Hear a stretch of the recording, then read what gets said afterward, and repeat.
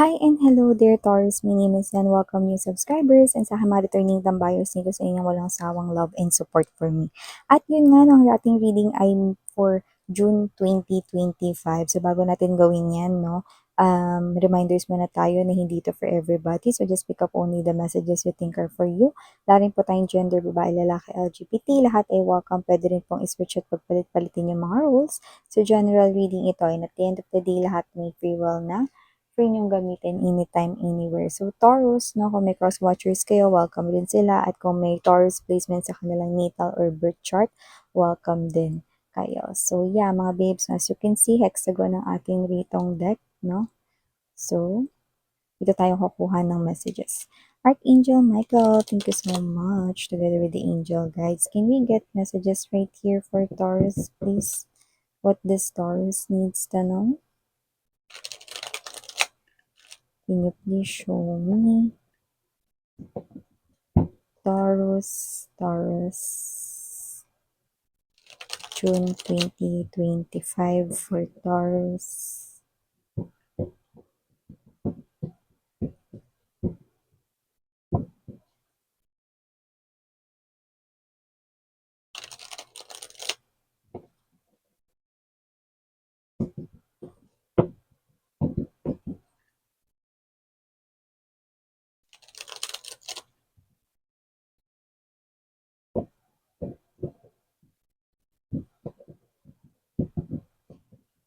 Okay.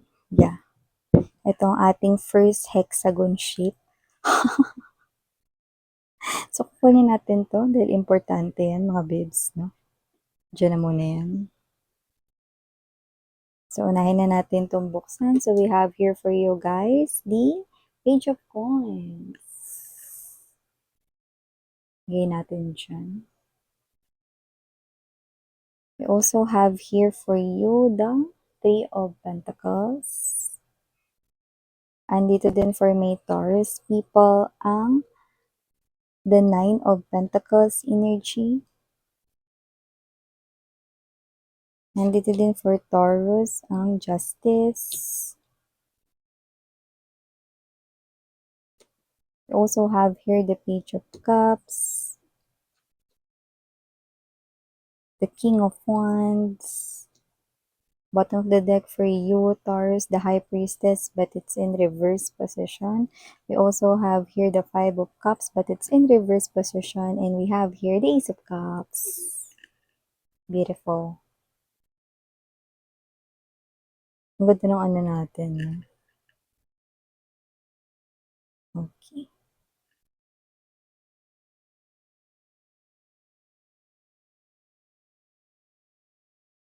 Taurus, Taurus, Taurus. Wow. So, nakita ko dito that for June 2025, nakita tayo dito ng balance, no? Pagdating sa inyong kaperahan, just keep on working on it lang, no? So, nakita ko dito na maaaring yan ay new job, bago ritong trabaho, bago ritong negosyo, no? Na iyo ritong gagawin with the Page of Pentacles energy. Ituloy-tuloy lang daw, no? Dahil nakikita ko rito na this will bring you a lot of money and also confidence no, sa inyo ritong connections regarding money in the future. No? So nakikita ko na meron naman talaga kayong skills and guts para maging matagumpay sa inyong kaperahan. So Taurus, nakita natin dito na kung ano man yung sinisimulan mo or bago lang dito na may kinalaman sa kaperahan mo, negosyo, trabaho, career, job, ituloy-tuloy mo lang daw yan. Three of Coins energy at nakikita ko rito no, na malayo pa yung mararating mo at mas malaki pa yung maiipon at maiimpok mo rito, no? Nakikita ko na may mga tao rin dito na babalakin at gugustuhin rito, no? Na join sa inyo, no? Pero hindi lahat sila ay mapagkakatiwalaan, no? Ang sinasabi rito, mga babes, no? Pumili ka ng mga tao rito, no? Based sa'yo ritong nararamdaman, no? Yung mga mapagkakatiwalaan. Ayan, okay? Speaking of mapagkakatiwalaan, meron ditong isang person, no, na magbabalik sa inyong life, no? Pero ang tanong, mapagkakatiwalaan mo na ba siya this time? Kung sino man tong energy na to with the Page of Cups energy, this is someone here you already know.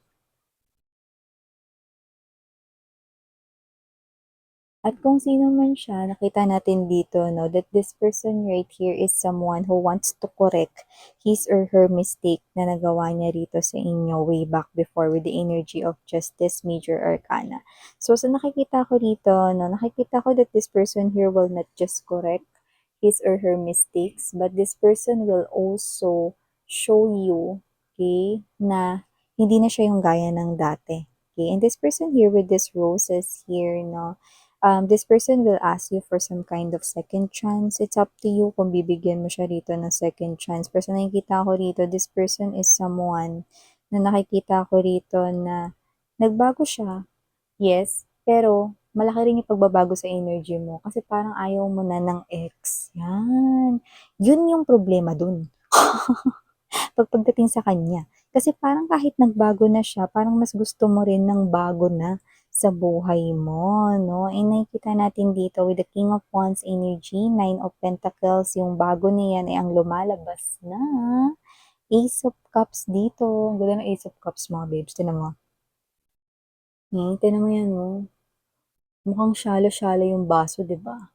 Maliban sa shallow-shallow yung baso, no, parang naging flame, no, yung laman ng cup. So, lumalabas na magigi itong very passionate na new love, no? Mas magiging giving sa kanya ritong time, no? Sa kanya rito, no? Na sarili sa inyo. And this is new love. This is something here that you want, no? Yung new, yung bago naman, no? Hindi yung luma, no? So, nakita ko rito that there will start, no? Na spark muna, no? Between you and this new person right here. You are appearing as the Nine of Coins. Possible na makakilala mo ito sa iyong work, no? And this person here is appearing as the King of Wands. So, nakita ko dito, no, na ikaw ito na talaga naman na parang magpapa-impress ka rin dito, mag-aayos ka dito, no? Parang energy niya, workplace situation, no? Kung saan sa work mo siya makikilala. At nakikita ko rito na ikaw ito na mas lalo ka rito magpapaganda. No, yung usual mo pag-aayos sa sarili mo, no? Kung 30 minutes ka nag-aayos, 1 hour na ngayon. Kasi nakikita ko rito na maaari ka rito talaga na magbigay ng iyong oras, panahon at atensyon sa taong ito.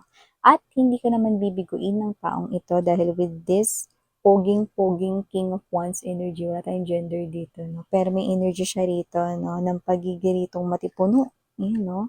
Wala tayo ditong gender, no? Pero may energy siya rito ng kaya niya rito magtimpe or magpigil, no? At medyo stricto din siya. Pero pagdating sa inyo, guards down mga babes. Na this person will find you attractive. Okay? At nakikita ko rito na gagawa ito ng movement para kayo ay magkausap. So, in no time, possible na magkaroon na rito, no, ng partnership sa inyong dalawa. No? Pero about work muna. No? So, ganun. Ganun yung strategy niya. No? Ganun siya mag-process when it comes to connection and relationships. And aside from that, nakita rin ako ng energy rito with the High Priestess in reverse and the Five of Cups energy. Hindi mo na itatago rito ang iyong emotions and feelings. May kukumprontahin ka na rito, no, na person. Maaaring sabihin mo rito sa iyong new love, no, yung tungkol sa iyong dark na nakaraan when it comes to love.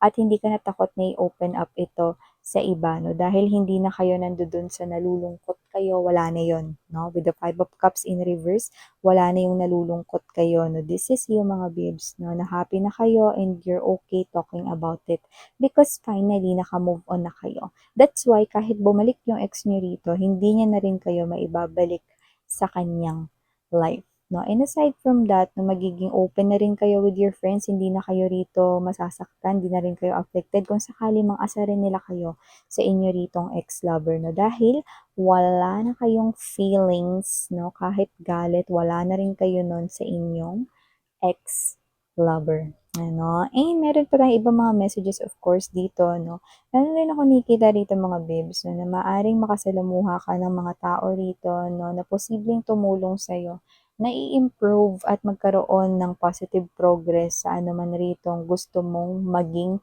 successful sa iyong life. Okay, one, pwedeng yan ay related sa iyong pera. Pero two, pwede ka rin nilang tulungan dito sa iba pang mga situations, no? Parang balik daw nila yon, utang na loob sa inyo. So, parang kung may hihingin kang pabor sa kanila, kahit yan ay tungkol sa love life mo or personal na bagay na dinidil mo, go daw sila. Kasi hindi ka rin naman nag-hesitate na tulungan sila nung nangangailangan sila ng tulong, no? May mga energies na yung tutulong sa'yo rito, no, is someone na mas nakakaangat kapag pagdating sa status or ikaw ito na mas matanda sa kanila by age, no? So, nakikita ko mga young ones na ito, tutulungan kayo rito, no? Love life nyo man yan, pera nyo man yan, or ano man yang area ng inyong life. No, may clue rin dito ha, maaring ang person rito ninyo no, na lumalabas bilang iyo ritong new love ay posibleng wavy ang hair. Possible din na meron siya ritong sharp facial features, no, or kapansin-pansin dito, maaring jawline niya, yung nose niya, yung chin niya, yan. But with the King of Wands energy, someone na ipupurso kayo rito at meron ditong magandang katayuan sa kaperahan. Meaning to say, maaring siya ay may title or position sa kanya ritong trabaho, may rank, ganyan, no, higher rank. At yung iba naman ay posibleng negosyante, no, at maaari ritong lumago ang kanyang negosyo. Actually, nakita ko rito ng partnership sa inyong dalawa sa negosyo niya na maaring humawak ka rin ng negosyo niya in the future, no, kung gusto mo daw iyon. So, nakikita ko rito na hindi ka rito mga babes na magpapatumpik-tumpik dahil nakikita ko rito magugustuhan mo rin siya. With this Nine of Pentacles energy, this is you, no? Kikiligin ka sa kanya. Yung normal na mafe-feel mo is yung in love ka. So, nakikita ko this will definitely go a long way, no? Ay nakikita ko rin dito, no, na pagdating sa inyong relationship na maaaring yung iba, hindi kayo magiging palapos about this love life of yours, no? At ganun din siya, no? Kasi parang para sa inyo, bakit pa? Ang importante masaya kayo, no? So parang minsan lang kayo magpo-post, no? Na related dito sa inyong love life yung nakikita natin dito. So, miss yan, paano naman kami? Meron kaming in relationship, may boyfriend, girlfriend kami ngayon. Hindi ba sila yung tinutukoy mo na yan, no? Well, meron ditong ibang message sa inyo kasi yung nakita ko rito for new love to ng mga singles, no? Pero meron din dito for your partner. So, nakikita ko rito na yung mga may in relationship dyan, no? At nakikita ko rito na parang feeling mo mas matured ka sa partner mo. Then this message na sunod kong babanggitin ay para sa inyo ng partner mo. So nakita ko na yung partner mo na yan, no, is maaaring mas mag-mature sa darating na mga buwan at taon here, no, dahil meron ditong situation kung saan kailangan niya ritong manindigan. This is related here sa kanyang money, no. So with this Three of Pentacles energy, nakita ko rito na meron ditong situation sa kanya ritong pinagkakakitaan kung saan mas magiging maganda yung kanya ritong kita in the future at makikinabang talaga kayong dalawa ng bongga dito. Kaya nakikita ko rito, no, na may swerteng paparating at mas magmamature ang way of thinking ng person mo. Kaya naman parang naka-hit kayo, no, ng two birds in one stone. So, meron ditong swerte ang inyong partner at damay na rin kayo doon, no? And speaking of nalulungkot, no, meron pala ritong ex ninyong malulungkot, no? Hindi yung kanina na parang magbabalik na dahil hindi nyo na siya rito tatanggapin or nire-reject nyo na siya, no? Kundi may nalulungkot ditong isa pang energy kasi parang may energy rito mga babes na parang yung paghanga niya sa'yo is parang nade-develop sa feelings, no?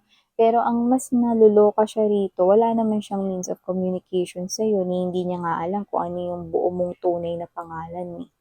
Yan. Miss yun. Oo. Alam mo 'pag nakikita ka niya parang feeling ko may energy siya rito na gustong-gusto ka niyang makilala in person, may energy siya rito gusto ka niya rito 'no, na makadaupang palad 'no, ma-kiss, ma-hug, may energy na parang gusto ka niyang gawing jowa. Pero hindi niya alam kung paano. Kasi parang siya ito na nanonood ng ewan ko may social media ba kayo mga babes or whatever 'no. Siya ito na nakikita niya lang kayo dun lang 'no, sa apat na sulok ng kanya ritong tablet, desktop 'no, or cellphone, 'yan. 'Yan, yun yung nakikita ko dito para sa buwan ng June. So ito yung mga messages right here for you, Taurus. Thank you so much again, and Miriana on me for the girls and Yana Duna for the boys. Sarang love and light. And,